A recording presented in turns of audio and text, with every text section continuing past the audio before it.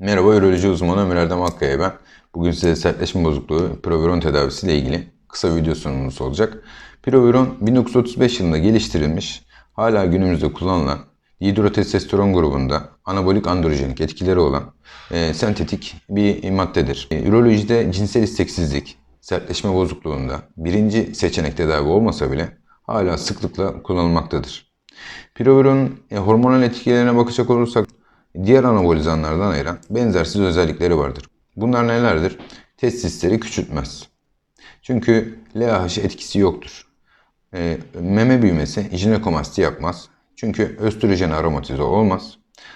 Diğer oral anabolizanlar gibi karaciğere toksik değildir. Bunların 3 tane temel özelliği var. Bir gene popüler olmasının diğer sebeplerinden birisi de seks hormonu binding globulin dediğimiz testosteronun kanda aktif ya da pasif olmasını direkt olarak etkileyen, testosteronu bağladığı zaman pasifize eden proteine kanda direkt olarak bağlanır. Testosterondan çok daha yüksek olarak bağlanır. Hatta dihidrotestosterondan da. Böylece serbest testosteronun miktarını arttırır kanda.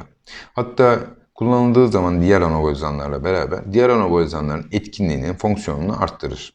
Östrojen seviyesini düşürür. Anabolizan dünyasında aromatozin inhibitörü etkisi olduğuna inanılır. Ama öyle bir çalışma yok. Ama uzun dönem kullanımlarda seks hormonu binding globulinin düşürdüğünü, östrojen seviyelerini düşürdüğünü görmekteyiz. Onun dışında yan etkileri nelerdir? En büyük yan etkisi kolesterol metabolizmasına. Kötü kolesterol arttırır, iyi kolesterol düşürür. Kalp damar hastalıklarına karşı riski arttırır. Onun dışında genetik saç dökülmesine ciddi katkıda bulunur. Çünkü dihidrotestosteron grubundadır kendisi zaten. Ve 5-alfa redüktaz inhibitörleri gibi maddelerle de metabolize olmaz. Yani Avodart kullandığınız zaman Proviron'un etkisini azaltamazsınız. Onun dışında PCT döneminde forumlarda kullanıldığını görüyorum ben. PCT döneminde testis rehabilitasyonu yapmaz. Çünkü LH etkisi yoktur. Ama Proviron vakti zamanında antidepresan olarak bile kullanılmıştır. Belki PCT döneminde antidepresan olarak fayda sağlayabilir. Ya da cinsel isteksizlik ya da sertleşme bozukluğu gibi şikayetler varsa fayda görebilir belki hasta. Ama bu bir anabolizanın etkisini başka bir anabolizanla düzeltmek olduğu için bu zaten doğru bir şey değil bence.